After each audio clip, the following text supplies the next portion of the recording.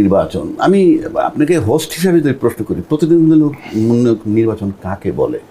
যেখানে দুইজন প্রার্থী থাকে, বিনা ভোটে হয় না, যেমন আমরা এখানে ইলেকশনে দেখেছি, যেখানে আপনি ভোটের আগে 153টা না কয়টা সিট হয়ে গিয়েছে, যেখানে আপনিই বললেন ফলাফল নিয়ে যখন অনিশ্চয়তা থাকে না, যে নির্বাচনে ফলাফল নিয়ে অনিশ্চয়তা থাকে, সেটা হলো প্রতিদ্বন্দ্বিতামূলক। ওপেন ব্যালটে ভোট দিতে হয়, পুশ ফালানোর সময় তাকে দেখে ঠিক আছে কিনা, সঠিক ব্যক্তিকে দিচ্ছে কিনা, নাহলে আবার পথ চলে যাবে, অনেক কিছু। তো সে কারণে এই যে নির্বাচনটা প্রতিদ্বন্দ্বিতামূলক না, 1 নম্বর। 2 নম্বর, দলীয়ভাবে যদি আসেন, স্ট্যান্ডিং কমিটি বলছে ইলেকশনের আগে যে মাননীয় প্রধানমন্ত্রীকে আমরা দায়িত্ব দিয়ে দিলাম, সেটা হচ্ছে প্রার্থী নির্বাচনের জন্য। সেটাই তো বললাম। তাহলে কি হইল? দায়িত্ব দিলে এক ব্যক্তির কাছে, অর্থাৎ অন্য কারো কোনো পছন্দ নাই। যদি স্ট্যান্ডিং কমিটি 5টা নাম দিত তাদের কাছে, তাও বুঝতাম। ভার দিলেন তার কাছে, তাকে সিলেক্ট করা হইল, আর ভোট কনফার্ম করলো তাকাই থেকে, পাশে লিখতে হবে কে কোন আসনের। তো এইটা যেমন একটা নিরর্থক সময় ব্যয় করা, একইভাবে এখনও যে আমরা আলোচনাটা করতেছি, আমার কাছে এটাও ওয়েস্টেজ অফ টাইম। আপনি ইউ জাস্ট টেল মি এই টাইমটা ব্যয় করতেছি কেন? এই টাইমটা ব্যয় করছি এই জন্য যে আমরা বোঝার চেষ্টা করছি যে প্রকৃতপক্ষে রাষ্ট্রপতি পদের যে ভার, রাষ্ট্রপতি পদের যে ভার, সেই ভারটা দায়িত্ব এবং আমাদের রাষ্ট্রপতি পদের কাছে যে আশা, আচ্ছা, সেইটা তো ওই 3 জোটের রূপরেখার মধ্যে দিয়ে যখন প্রধানমন্ত্রীকে অনেক ক্ষমতা দিয়ে দেওয়া হয়েছে, তখন থেকেই বাধাগ্রস্ত হয়েছে। ঠিক আছে, রাষ্ট্রপতির কাঁধে সেইখানে কি কোনো সম্ভাবনা আছে কিনা? কারণ এই নতুন প্রজন্ম তো এই ব্যাপারগুলি সম্পর্কে ভালো জানে না। দেখি আমরা চেষ্টা করি জানানোর। গতকালকের পত্রিকায় ছিল, 21 তারিখ তো গতকাল গেল, বাংলাদেশ প্রতিদিন লিখছে রাষ্ট্রের ভার মানে ফখরুল সাহেবের কাঁধে। সাংবিধানিকভাবে তো তাই। আমারে বলতে দিবেন তো, খালি আপনি বললে তো হবে না। আমি আপনাকে মনে করি এই যে শিরোনামটা দিল, রাষ্ট্রের ভার তার কাঁধে। আপনি আমাকে সংবিধানের একটা অনুচ্ছেদ দেখান যেই অনুচ্ছেদ বলে যে রাষ্ট্রের ভারটা রাষ্ট্রপতির কাঁধে পড়ছে, একটা অনুচ্ছেদ আমাকে দেখান। রাষ্ট্রের সাংবিধানিক প্রধান হইবেন রাষ্ট্রপতি। প্রধান সে এক জিনিস, তো সংসারের প্রধান বাপের ঘাড়ে দেয়। এইবার আসেন, ভালো কথা বলছেন। রাষ্ট্র দুইভাবে লিখেছে।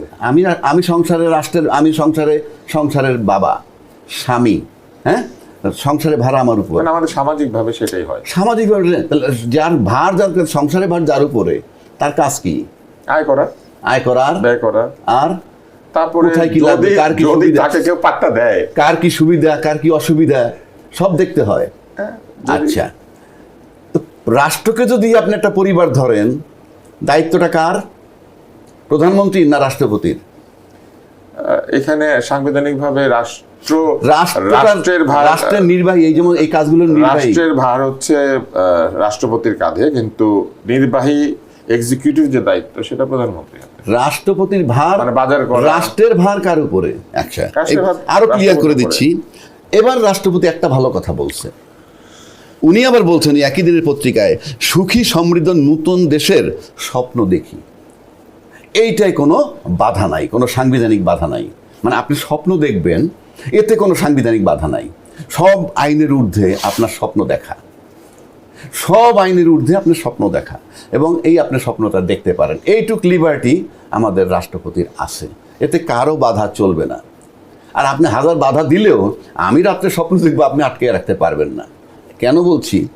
আচ্ছা, আপনি আমাকে বলেন তো, একজন নিরপেক্ষ ব্যক্তি যদি রাষ্ট্রপতি হয়, নিরপেক্ষ হওয়ার শর্তটা কি? শর্ত হলে আমি রাজনৈতিক সমস্ত পদ থেকে আমি অব্যাহতি নিলাম।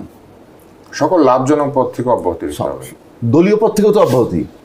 লাভজনক তো অন্য কথা, আমি তো জীবনে সব লাভ, দুইভাবে অব্যাহতি নিতে হবে। লাভজনক পদেও থাকা যাবে না, আবার দলীয় পদেও থাকা যাবে। আমি একমত। লাভজনক পদ থেকে অব্যাহতি দিলে কোনো লোকসান নাই আমার, কারণ আমি যে জায়গাটায় থাকবো, এইটা আমি 2000 কোটি টাকার মালিক হইলে ওই জায়গায় থাকার সুযোগ নাই, ঠিক আছে? আর 2000 কোটি টাকার মালিক হওয়ার পরে ওই ফ্যাসিলিটিস আপনি পাবেন না। সুতরাং ওটা লাভজনক পদ। লাভজনক পদ একটা ছাইরে আরেকটায় যাচ্ছি, যেখানে আর্নিংয়ের চিন্তা ছিল ওখানে আর্নিংয়ের চিন্তা নাই।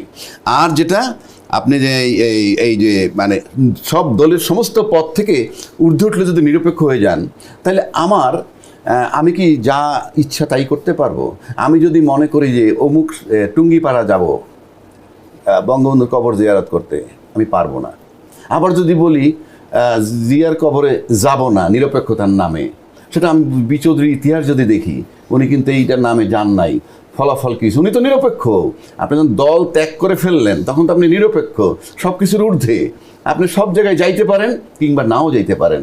সেজন্য বললাম এই সমস্ত শিরোনামগুলা ওয়েস্টেজ অফ টাইম, এবং আমাকে সারপ্রাইজিং যে পত্রিকা লেখে কিভাবে। এবং আপনাকে আমি দায়িত্ব দিলাম, আমি একটা সংবিধান অনুচ্ছেদ খুঁজে বের করেন যেখানে বলা হয়েছে রাষ্ট্রের ভার রাষ্ট্রপতির। লেখা থাকতে হবে তো, আপনি পত্রিকায় লিখে দিলেন সাংবিধানিক প্রধান তো রাষ্ট্রপতি। প্রধান একদিন আমি রাষ্ট্রের ভারটা কোন অনুচ্ছেদে? ওই যে সংসারের ভার একটু আগে আমি আপনাকে তো অনুচ্ছেদ লাগবে, তো সংবিধানে তো অনুচ্ছেদ লাগবে না।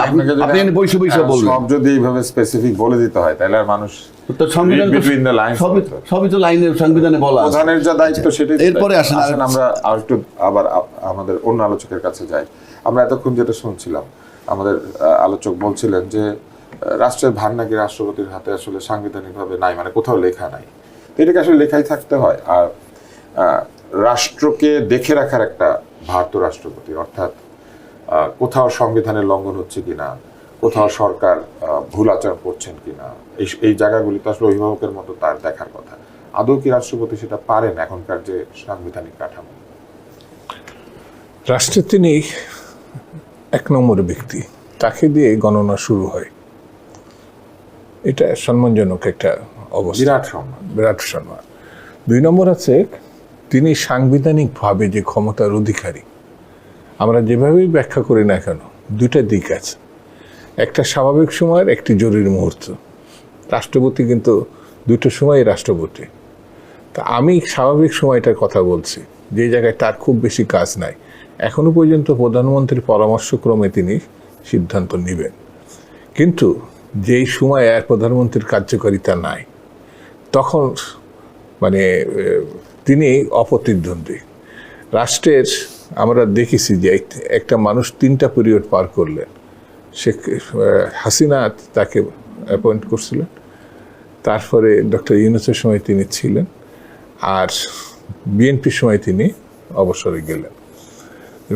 আমি তার মানে ছোট্ট নামটা বলি, সেটা হচ্ছে চপ্পু সাহেব। তো চপ্পু সাহেবের শুরুটা, মাঝেরটা, শেষটা, এক একটা সময় এক একটা অবস্থান তৈরি হলো। শুরুতে তিনি ওই যে আমরা যেভাবে বলি না যে কি বলে, কবর জিয়ারত ছাড়া খুব একটা কাজ নাই, কিন্তু মিস্টার চপ্পু সাহেবের ভিতরে অনেকগুলো অবস্থান আমরা লক্ষ্য করছি।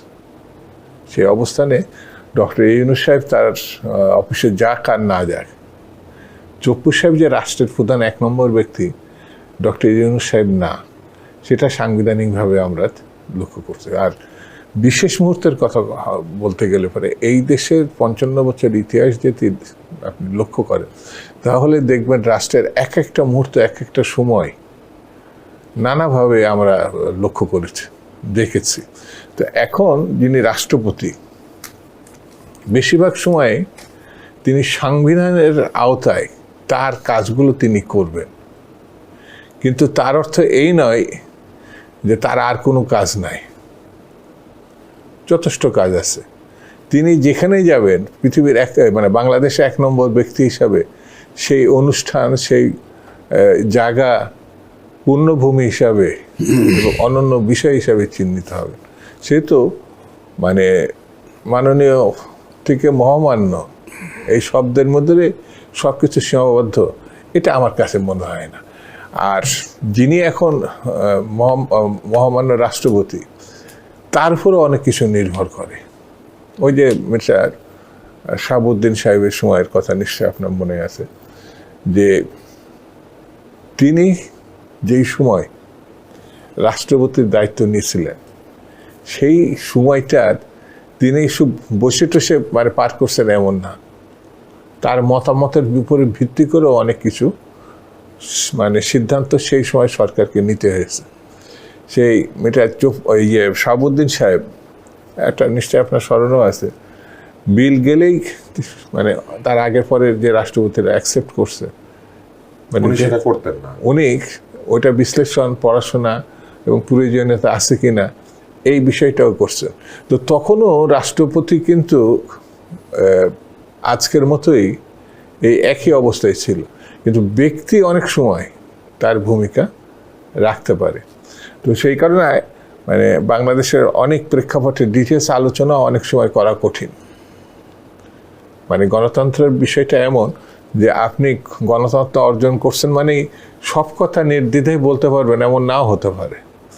ব্যক্তির, প্রতিষ্ঠানের, দলের অবস্থানও অনেক সময় মানুষের সীমাবদ্ধতার মধ্যে নিয়ে যেতে পারে।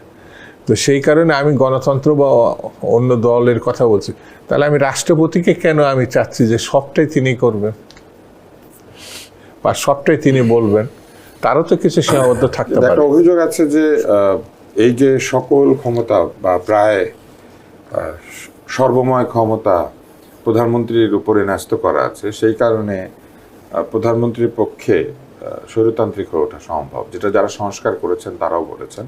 এবং এই কারণে তারা একটা ক্ষমতার ভারসাম্য আনতে চেয়েছেন, বিভিন্ন পদে নিয়োগ এবং অন্যান্য ক্ষেত্রে পরামর্শের বিধান, তারপরে যে বক্তৃতা দেওয়ার সময় মন্ত্রী পরিষদ কর্তৃক অনুমোদনের বিধান, এই জিনিসগুলিকে অনেকেই বলেছেন যে এটা রাষ্ট্রপতির মর্যাদাকে খানিকটা খর্ব করে।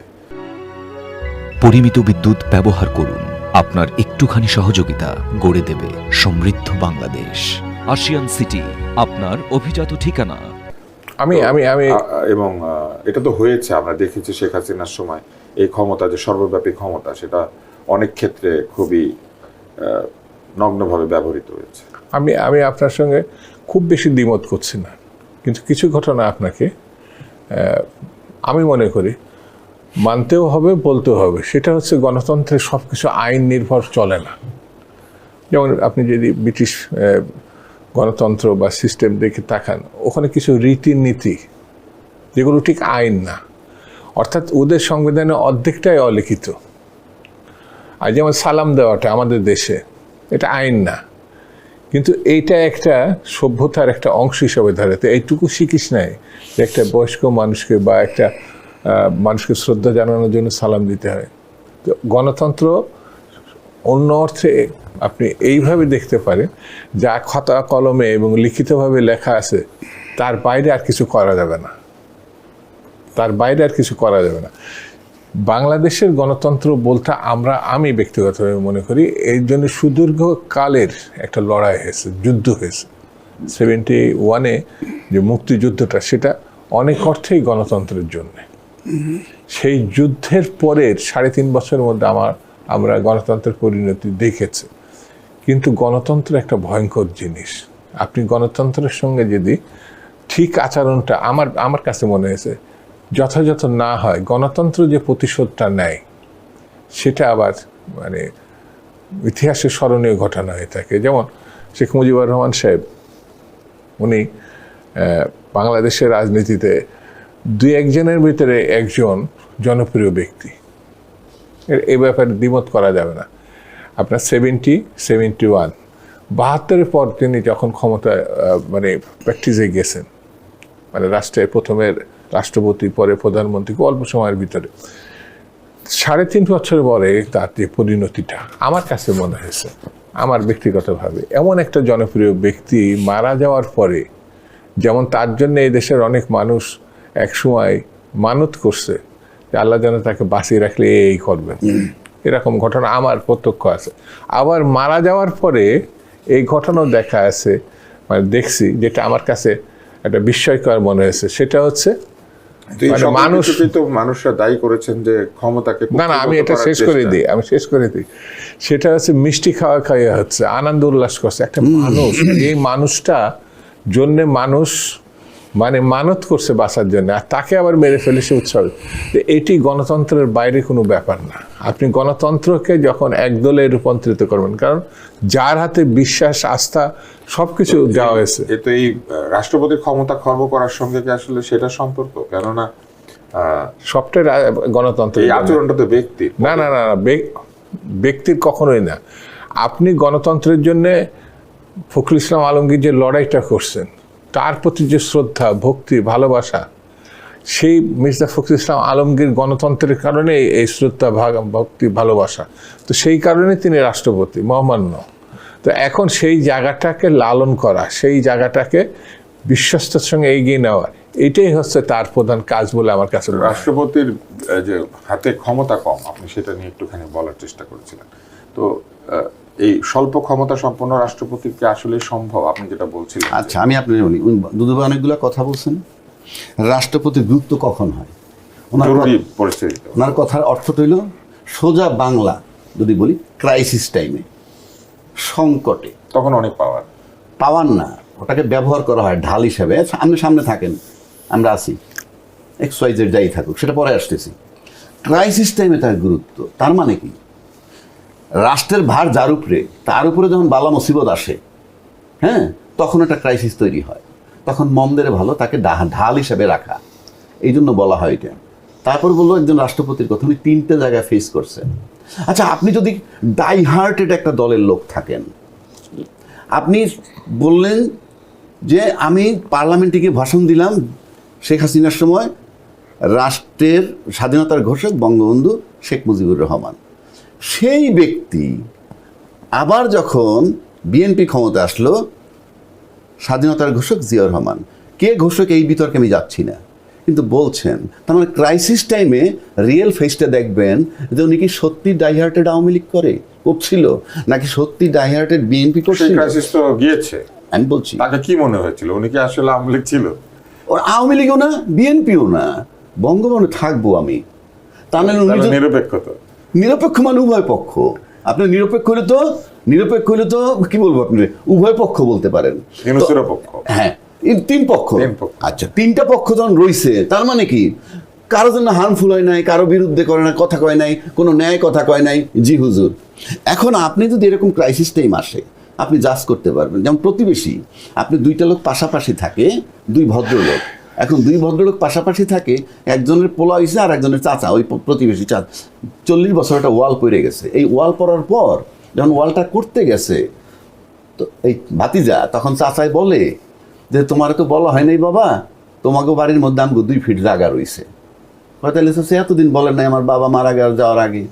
তো বলছি তোমার বাবা গুরুত্ব দেয় নাই, এখন আর সেই ওয়ালটা করতে পারতেছে না। এই যে করতে পারতেছে না, তারপরে ফয়সালা কি হয়েছে পরের চ্যাপ্টার। এই যে করতে পারতেছে না, প্রতিবেশীটা কেমন দেখলো ওয়ালটা ভাঙার পর।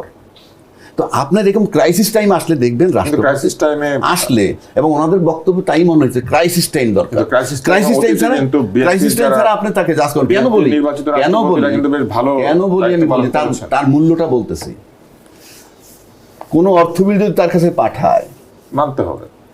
উনি মানুক চাই না মানুক, মানতেই হবে। আমার কথা শেষ করতেন। উনি স্বাক্ষর না করলে প্রথম দফা এটা পাস হয়ে যাবে after the expiry of 15 days, number 1।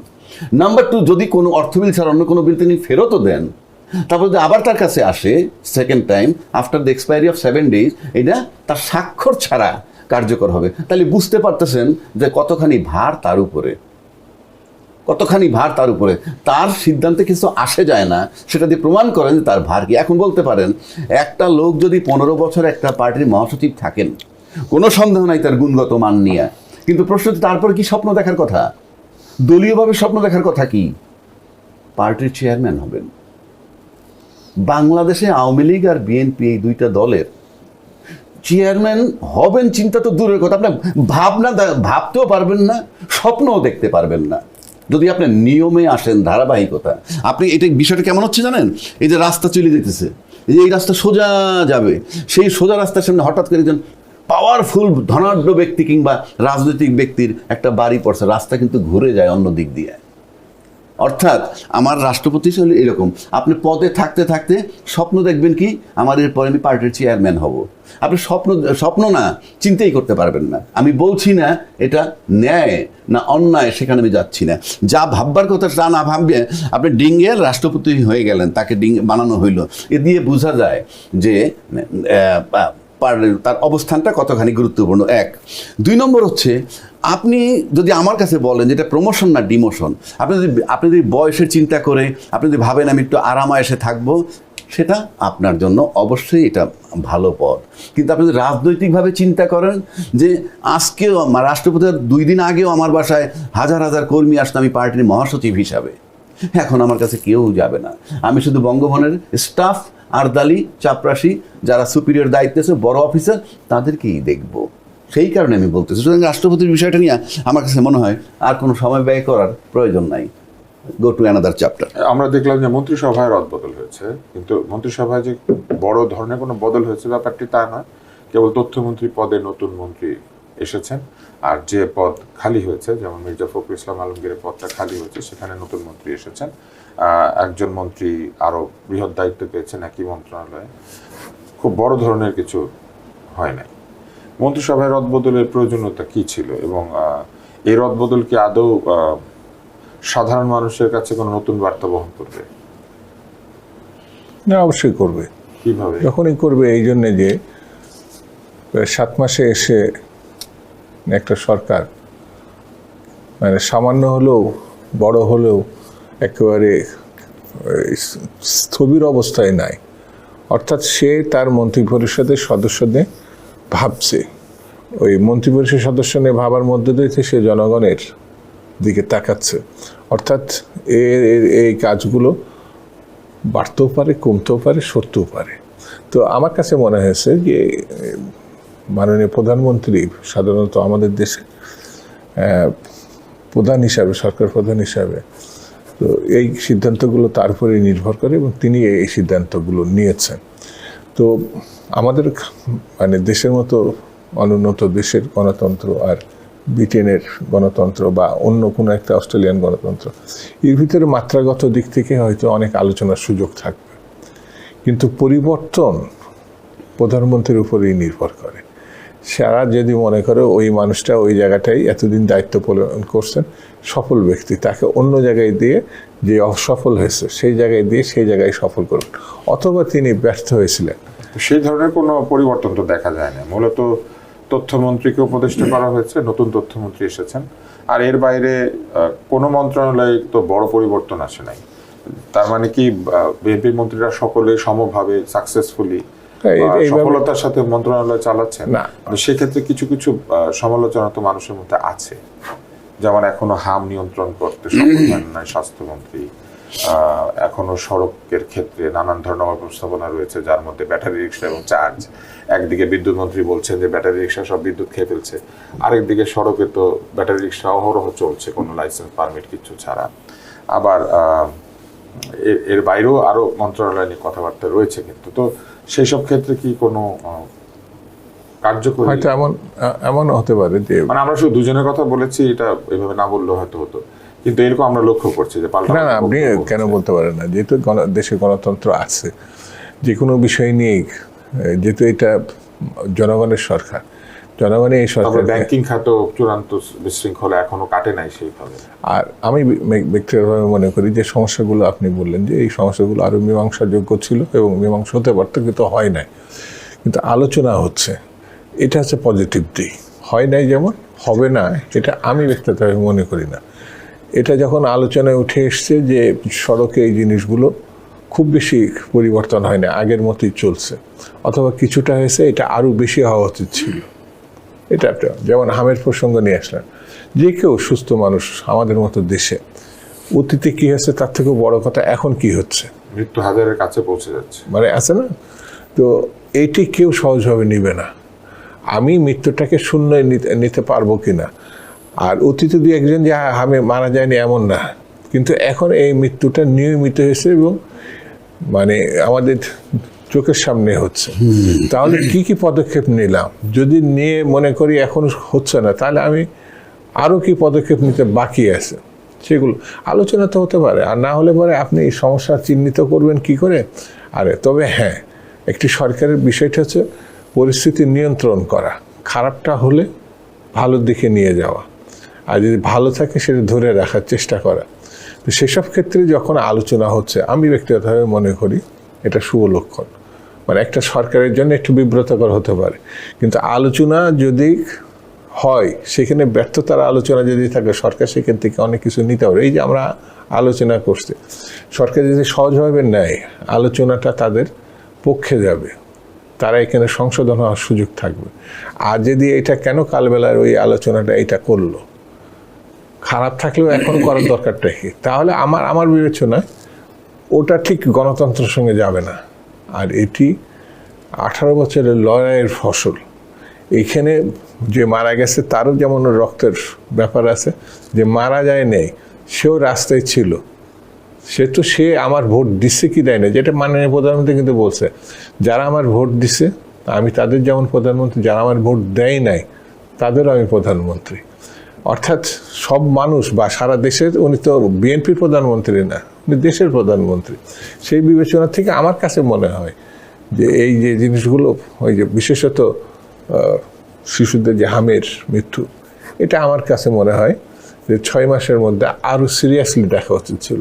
আমি নিজে ওই দলের মানে একটা দায়িত্বশীল অবস্থায় আছে, যেতে হয় নাই, সেটা নিয়ে আরও শক্ত এবং বাস্তবোচিত পদক্ষেপ নেওয়া ছোট্ট প্রশ্ন করে আমি আবার রাজ্জাকি সাহেবের কাছে যাই। সেটি হচ্ছে যে যদিও তিনি দেশের প্রধানমন্ত্রী, তার আচরণের আমরা অনেক আশার জায়গা খুঁজে পাই, কিন্তু একটা অভিযোগ তো আসছে যে নিয়োগের ক্ষেত্রে তো বিএনপি এবং বিএনপি সমর্থক ছাড়া খুব সেরকম কোনো দলীয় সম্পর্কহীন ব্যক্তিদেরকে আমরা দেখতে পাচ্ছি না কোথাও গুরুত্বপূর্ণ পদে। হয়তো 6 মাসের ভিতরে দেখতে পান নাই, ভবিষ্যতে পাবেন। এখন প্রথম চোটে সে তো তার দলের যারা চারিপাশে ছিল বা তিনি প্রত্যক্ষভাবে যাদেরকে দেখছেন অনেক বিপদের মধ্যে তারা এই ভূমিকা লো, তো বোধহয় প্রথম লিস্টে তাদের নামগুলো আসছে, দ্বিতীয় লিস্টে আসতে পারে। আর মিত্র দলগুলির মধ্যে এক ধরনের মন্ত্রিসভা বণ্টিত হয়েছে, কিন্তু অনেকের অভিযোগ রয়েছে যে মিত্র দল থেকে যারা মন্ত্রিসভা পেয়েছেন তারা অনেক ক্ষেত্রে অনভিজ্ঞ, কারণ তারা সেইভাবে কোনো সরকারি দায়িত্ব একই কথা সামনে বলা যায়, উদ্বিগ্ন হওয়ার কিছু নেই, ধারাবাহিকভাবে আসবে। আমরা জনাব আবু হেনা রাজ্জাকি আপনার কাছে আসি। স্থানীয় ভোট সামনে রেখে বিএনপি বলেছে যে তারা দলকে পুনর্গঠিত করবে, কিন্তু আগের মতোই সকল দায় দায়িত্ব দলের চেয়ারম্যান এবং প্রধানমন্ত্রীর উপরেই দিয়ে দেওয়া হচ্ছে। তো আপনি একটু আগে সমালোচনা করছিলেন, বলছিলেন যে একক সিদ্ধান্ত দল দিয়ে দিয়েছিল তাকে, তিনি মনোনীত করেছেন যিনি রাষ্ট্রপতি হবেন। তাহলে সকল সিদ্ধান্ত এককেন্দ্রিক করে ফেললে কি এরকম হয় যে প্রধানমন্ত্রীর উপর অতিরিক্ত চাপ সৃষ্টি করা হয় এবং সেই সব ক্ষেত্রে অনেক সময় ব্যক্তিত্ব সীমাবদ্ধতা থাকে? সেক্ষেত্রে কি এই সিদ্ধান্তকে আপনি কিভাবে দেখছেন? ধন্যবাদ আপনাকে। এবং দুদু ভাই শেষ কথা দিয়ে শুরু করি। এটা আমরা আওয়ামী লীগের সময় দেখেছি, কিছু হলেই নেতাকর্মীরা গিয়ে বলতো আপনি যা বলেন সেটাই, এবং উনি ওনার মনের ইচ্ছা মতো। আপনি এই কথা বললে ওই যে আপনি বলতে পারেন শুধু দল বদল হয়েছে আর কিছু হয় নাই, ওই এক কথায় যদি বলি, যাই হোক দুদু ভাই এটা দিয়ে শেষ শুরু করি। দুদু ভাই বলছেন 6 মাস যাবত আপনি কি দেখছেন দলীয়ভাবে নিয়োগ হয় কিংবা এই সেই, তো দুদু ভাই বললো পরিবর্তন তো হইতে পারে, হোক আশা করেন। তা আমরাও চাই 6 মাসে উনি অধৈর্য হতে নিষেধ। হ্যাঁ, আমরাও চাই যে সামনে পরিবর্তন আসুক, দুদু ভাইয়ের মতো যোগ্য লোককে মন্ত্রী বানাক, সেটা আমরা চাই। কারণ আমার প্রশ্নটা ভিন্ন, ওনাকে বানালো তুমি দলেরই। আমি প্রশ্নটা করেছিলাম যে দলের বাইরেও দুই একজন। আমি ওখান থেকে আসতেছি, অনেকগুলো কথা বলুন, সেটার জবাব দিচ্ছি। আপনি একটা প্রশ্ন করছিলেন যে মন্ত্রণালয় মন্ত্রিত্বকে সরাই দেওয়া হয়েছে, এটা কেমন হইলো ধারণাটা? দুদু ভাই বলছেন যে উনি হয়তো খুব ভালো পারফরমেন্স করছেন, এটা বলছে। এখন আমার প্রশ্ন এটাও বলছেন আশা হারাতে না করেছেন, 6 মাস তো মাত্র হলো, ঠিক আছে। আরো দেখবো হচ্ছে যে আপনার যদি একটা মন্ত্রীর পারফরমেন্সটা ভালো থাকে, তাহলে আর একটা খারাপ মন্ত্রণালয় যেটা ভালো করা যায় নাই সেখানে সরাই দিলে এক কথা ছিল, কিন্তু আপাতত তাকে উপদেষ্টার মর্যাদায় রাখা হয়েছে। তার মানে হচ্ছে আপনি দেখবেন দুইটা পার্ট কিন্তু বাংলাদেশে, একটা পার্ট সরকার আর একটা পার্ট জনগণ। সরকার প্রধানের কাছে জনপ্রিয় ব্যক্তি মন্ত্রণালয় পায় কিনা, নাকি জনগণের কাছে জনপ্রিয় সেই মন্ত্রণালয় পায় কিনা? আমরা যে অ্যাক্টিভিটিস দেখি তাতে পরিষ্কার সরকার প্রধানের কাছে যিনি জনপ্রিয় থাকবেন, গ্রহণযোগ্য থাকবেন, তাকেই মন্ত্রী বানানো হয়। তার টিম। আমি সেটাই বলছি। আমি আরো ক্লিয়ার করে দিচ্ছি, আপনার কোনো বক্তব্য যদি জনগণের কাছে গ্রহণযোগ্য হয়, সে নিশ্চিত থাকেন আপনার সেই বক্তব্য সরকারের কাছে গ্রহণযোগ্য হবে না। কেন? আমি দেখি নাই অতীতে, মানে আমরা যে কথাগুলো বলি, মানে তাহলে আপনি বলতে চাইছেন যে দলের মধ্যে কোনো ব্যক্তি জনপ্রিয় হলে সরকারের কাছে জনপ্রিয় থাকে না? আমি শেষ করে সেটাই বলছি। আরো সহজ বলি, if you are loved by the people you will be hated by the government, and if you are loved by the government you will be hated by the people. Very simple. কারণ সরকার তো 100% মানুষের মন জোগাইতে পারবে না, যেহেতু পারবে না, এবং যখন সরকার দেশ চালাবে তখন সাংঘাতিক জনপ্রিয় একটা লোকরে আইনা আপনি বানাবেন, কিন্তু আমি সরকার প্রধান, আমার কাছে ভাল লাগে না, আমি তাকে মন্ত্রী বানাবো, অ্যাবসার্ড। সে কারণে বলছি যে এটা হলো একটা খুব গুরুত্বপূর্ণ বিষয়। 2 নম্বর হচ্ছে এই রাষ্ট্র মন্ত্রণালয় বদলানোর সাথে যদি তাকে অন্য একটা মন্ত্রণালয় দেওয়া হয় তখন আপনি বলতে পারেন হি ওয়াজ এ ভেরি কোয়ালিফাইড মন্ত্রী, এবং তাকে এখান থেকে সরে আরেকটা মন্ত্রণালয়টা দিছে, সেটা কিন্তু দেওয়া হয় নাই, দিলে আমরা বুঝবো। তৃতীয় কথা হইল এই যে ওই মন্ত্রণালয় থেকে দিয়েছেন একজনের রাশিদুজ্জামান মিল্লাত সাহেবের পদোন্নতি হচ্ছে, উনি পূর্ণমন্ত্রী হচ্ছেন একই মন্ত্রণালয়, তাহলে ওনার এটা সাকসেসের একটা পরিচয়। আমি তো নিষেধ করছি না সেটা, ওনার তো মন্ত্রণালয় আছে, কিন্তু যাকে সরাই দিলেন তাকে তো আপনি বলতে পারবেন না, সরাই অন্য মন্ত্রণালয় দিলে আপনি বলতে পারবেন ইয়েস তাকে আমি এখান থেকে ওখানে নিলাম। সুতরাং বাংলাদেশের যে এই যে আরেকটা কথা বললো দুদু ভাই, অবশ্যই প্রধানমন্ত্রী সকলের প্রধানমন্ত্রী, সকলের বলতে কি দেশের প্রধানমন্ত্রী সকলের, কিন্তু প্রশ্ন হচ্ছে ধরেন দুদুভাইয়ের প্রধানমন্ত্রী আমাদের প্রধানমন্ত্রী, আমার প্রধানমন্ত্রীও আমার এই প্রধানমন্ত্রী সবার, আমি তাই বলতেছি, আবার আপনার প্রধানমন্ত্রী উনি, কিন্তু তিনজনের মধ্যে সবচেয়ে বেশি ফিল করে কে যে আমি পাওয়ারে আছি? এই তিনজনের মধ্যে কে বেশি ফিল করে? দুদু ভাই, কারণ উনি সরাসরি দলের সাথে আছেন। তার মানে হচ্ছে এই আমি এটা imply করছি আমি, না না মানে আপনি এখন এর মানে অনেক কিছু নেবেন না। আমি যখন ফিল করতে পারতেছি না যে আমি ক্ষমতায়, তার মানে প্রধানমন্ত্রী সবার না, আমাকে তো ফিল